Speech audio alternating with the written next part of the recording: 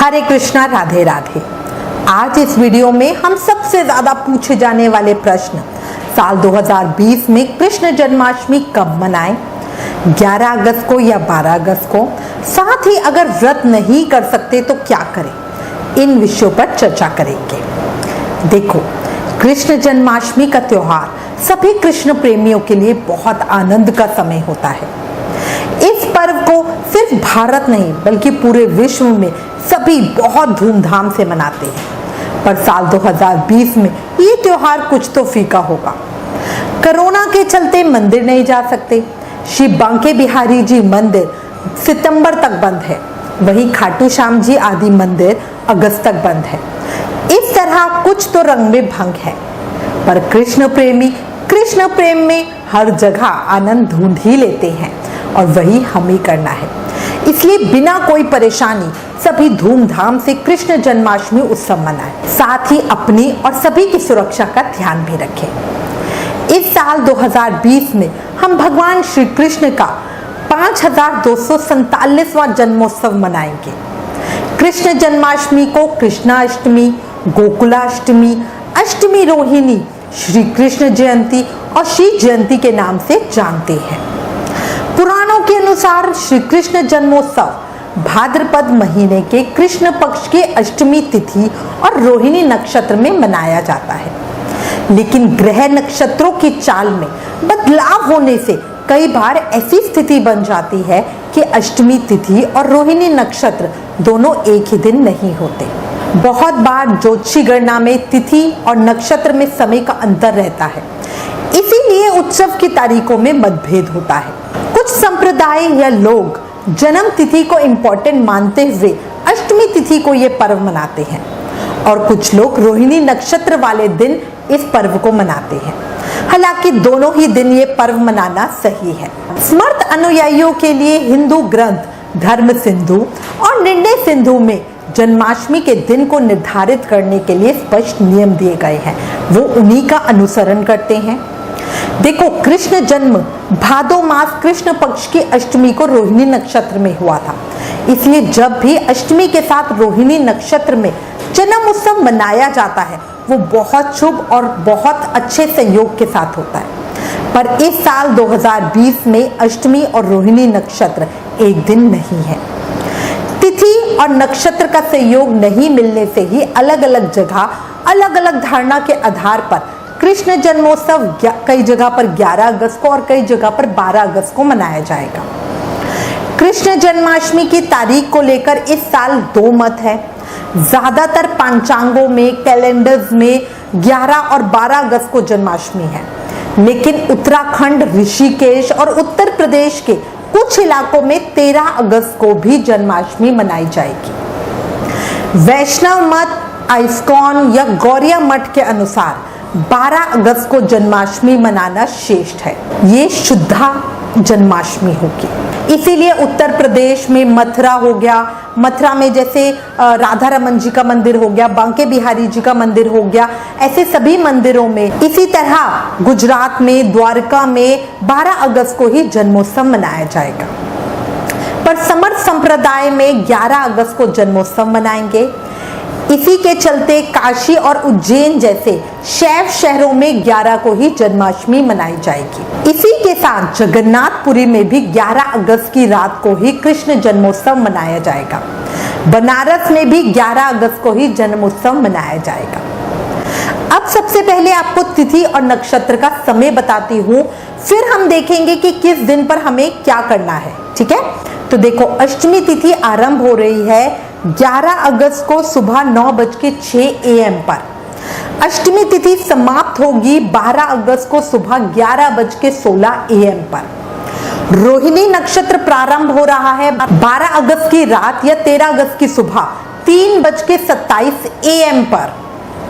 रोहिणी नक्षत्र समाप्त होगा 14 अगस्त 2020 को 5:22 AM पर। अब ये तो हो गया समय, इससे साफ हमें पता चल रहा है कि कृष्ण जन्म की तिथि और नक्षत्र एक साथ नहीं मिल रहे। 11 अगस्त को अष्टमी तिथि सूर्योदय के बाद लगेगी, लेकिन पूरा दिन और रात में रहेगी।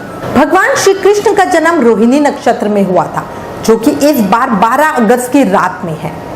नक्षत्र की स्थिति देखते हुए मथुरा में कृष्ण जन्मोत्सव पर्व 12 या 13 अगस्त की रात में मनाया जाएगा। इसी विषय में जब जगन्नाथपुरी के पुजारी पंडित श्याम महापात्रा जी से पूछा गया तो उन्होंने कहा कि उड़ीसा सूर्य उपासक प्रदेश है, इसलिए यहाँ सूर्य की स्थिति को देखते हुए त्योहार मनाए जाते हैं। इसलिए पुरी मंदिर में 11 अगस्त को भगवान कृष्ण का जन्मोत्सव और 12 अगस्त को नंदोत्सव मनाया जाएगा। अब आपको अलग अलग दोनों दिनों के शुभ समय, पूजा समय और पारण समय की जानकारी देती हूँ। देखो, जो लोग कृष्ण जन्माष्टमी मंगलवार 11 अगस्त 2020 को व्रत करेंगे, उनके लिए निशिता पूजा का समय है 11 अगस्त की रात या 12 अगस्त की सुबह 12:04 से लेकर 12:48 के बीच। इसकी अवधि 44 मिनट की है। दही हांडी उत्सव 12 अगस्त 2020 को मनाया जाएगा। व्रत का पारण 12 अगस्त को सुबह 11:16 AM के बाद करेंगे, मतलब जब हमारी अष्टमी तिथि समाप्त हो जाएगी उसके बाद हम व्रत को खोलेंगे। भारत में कई स्थानों पर पारण निशिता यानी हिंदू मध्य रात्रि के बाद भी किया जाता है। जब हम ठाकुर जी को नहला देते हैं, उनकी पूजा अर्चना सब हो जाती है, उसके बाद भी कई लोग अपना फलाहार खा के अपना व्रत को खोलते हैं। इस स्थिति में हम पारण 1:21 AM 11 अगस्त की रात या 12 अगस्त की सुबह 1:21 AM पर करेंगे। 11 अगस्त को रोहिणी नक्षत्र रहित जन्माष्टमी है, याद रखें।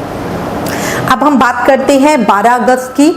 जो लोग बुधवार 12 अगस्त को यानी वैष्णव कृष्ण जन्माष्टमी व्रत करेंगे, उनके लिए पूरे दिन सर्वथा सिद्ध योग है। जन्माष्टमी पर राहु काल दोपहर 12:27 से 2:06 तक रहेगा।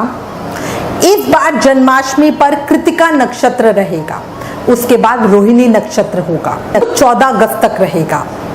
जो भक्त 12 अगस्त को व्रत करके रात्रि जागरण करेंगे वो रोहिणी नक्षत्र में होगा, इसलिए भी 12 अगस्त को व्रत के लिए उत्तम बताया जा रहा है। 12 अगस्त को शुद्धा जन्माष्टमी व्रत है। निशिता पूजा का शुभ समय 12 अगस्त की रात को या 13 अगस्त की सुबह 12:37 से लेकर 1:21 AM तक है। जन्माष्टमी की पूजा के लिए पूरे 44 मिनट मिलेंगे। इस्कॉन के अनुसार पारण का समय अगले दिन 13 अगस्त को 6:31 AM पर है। पारण के दिन अष्टमी तिथि सूर्योदय से पहले ही समाप्त हो गई है। ब्रह्मवैवर्त पुराण में लिखा है कि हमें अष्टमी तिथि और रोहिणी नक्षत्र समाप्त होने के बाद ही अपने व्रत का पारण करना चाहिए। तो इसलिए कई लोग, क्योंकि जो हमारा रोहिणी नक्षत्र है वो 14 अगस्त को सुबह समाप्त होगा, तो वो 14 अगस्त को अपने व्रत का पारण करेंगे, 13 अगस्त को भी वो फलाहार लेंगे। तो ये बिल्कुल साधक की इच्छा है। इसी के साथ आपको एक बात और बताना चाहूंगी। श्रीमद् भागवत महापुराण के 10वें स्कंध में कृष्ण जन्म प्रसंग में उल्लेख मिलता है। उसमें कहा गया है कि जिस समय पृथ्वी पर अर्धरात्रि में कृष्ण अवतरित हुए, ब्रज में उस समय पर घनघोर बादल छाए थे, लेकिन चंद्रदेव ने दिव्य दृष्टि से अपने वंशज को जन्म लेते देखा, उनके दर्शन किए। आज भी कृष्ण जन्म के समय अर्धरात्रि में चंद्रमा उदय होता है। 12 अगस्त को रात को चंद्रोदय समय है 1:01 AM पर। कोरोना के चलते इस बार मंदिरों में भक्तों के बिना ही कृष्ण जन्मोत्सव मनाया जाएगा।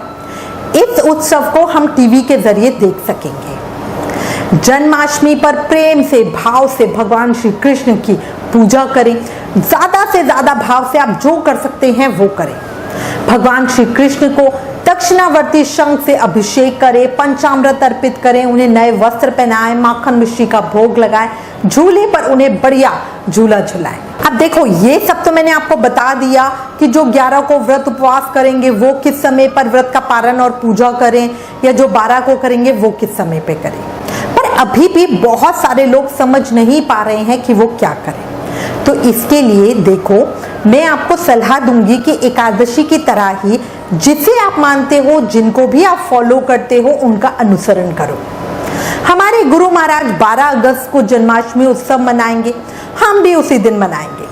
ये वीडियो बनाना है इसलिए मैंने समय देखा या समय याद किया, वरना बस मैं गुरु महाराज से पूछती हूँ कि वो कब बना रहे हैं, और बिना कोई प्रश्न किए मैं उन्हीं का अनुसरण करते हुए जिस दिन भी वो व्रत त्योहार बनाते हैं मैं उस दिन बनाती हूँ। अब कुछ लोग ऐसे हैं जो हमारा अनुसरण करते हैं और वो 12 तारीख को इस जन्माष्टमी त्योहार को मनाना चाहते हैं, बट फिर भी लोग प्रश्न करते हैं कि उनके घर के आसपास मंदिर आदि में 11 को उत्सव बन रहा है तो वो क्या करें। तो आप भी 11 को बना सकते हो, ये पूरी तरह से आपका निर्णय है। आप ऐसा कर सकते हो कि आसपास 11 को मना रहे हैं तो आप उनके साथ मिलकर 11 को पूजा कर लो और 12 को अपने घर में बना लो। इस तरह आपको 2 दिन अवसर मिल जाएगा उत्सव मनाने का। बहुत सारे लोग 11 और 12 दोनों दिन का व्रत करेंगे, तो ये टोटली साधक के ऊपर है कि उसका भाव क्या कहता है। अब लोग ये भी प्रश्न करते हैं कि 11 को जब पूरे दिन की अष्टमी है उस दिन तो व्रत ने किया नहीं, और 12 अगस्त को जब अष्टमी तिथि सुबह ही समाप्त हो जाएगी तो हम उस दिन व्रत कर रहे हैं, ऐसा क्यों? तो देखो, सबसे पहली बात, 12 अगस्त को सूर्योदय में अष्टमी तिथि है। कोई भी तिथि जब सूर्योदय में होती है तो बहुत ही फलकारी होती है।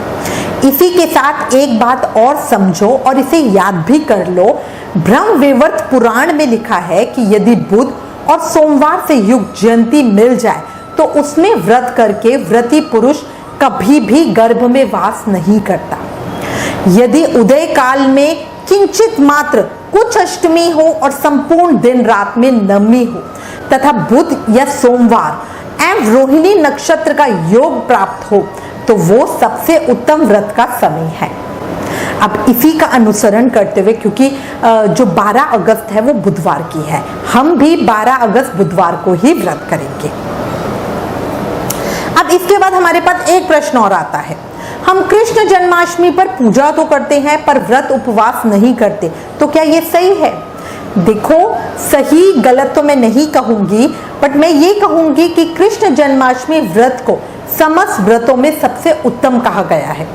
सभी को प्रयत्न करके, पूरी कोशिश करके इसका व्रत करना ही चाहिए।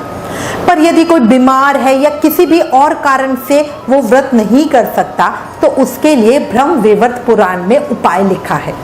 देखो, ब्रह्मवैवर्त पुराण में ऐसा लिखा है कि श्री कृष्ण जन्माष्टमी के दिन भोजन करने वाला मनुष्य घोर पापों और उनके भयानक फल का भागीदार होता है, पर जो उपवास करने में असमर्थ हो वो एक ब्राह्मण को भोजन कराए या उतना पैसा उसे दे दे, उतना धन उसे दे दे जितने से वो 2 बार भोजन कर ले। अगर ये उसके लिए संभव नहीं तो प्राणायाम मंत्र पूर्वक 1 सहस्त्र गायत्री मंत्र का जाप कर ले। तो इस तरह जो साधक व्रत नहीं कर पा रहे हैं वो व्रत नहीं करने के पाप से मुक्ति पा सकते हैं। मैं उम्मीद करती हूँ इस वीडियो में दी गई जानकारी आपके लिए उपयोगी होगी। आपके पास इससे रिलेटेड कोई भी कमेंट्स या सजेशन हो तो प्लीज हमें लिखें। ज्ञान बांटने से ही बढ़ता है, इसलिए इस वीडियो को ज्यादा से ज्यादा शेयर करें। Please like, share and subscribe. Thank you. Hare Krishna.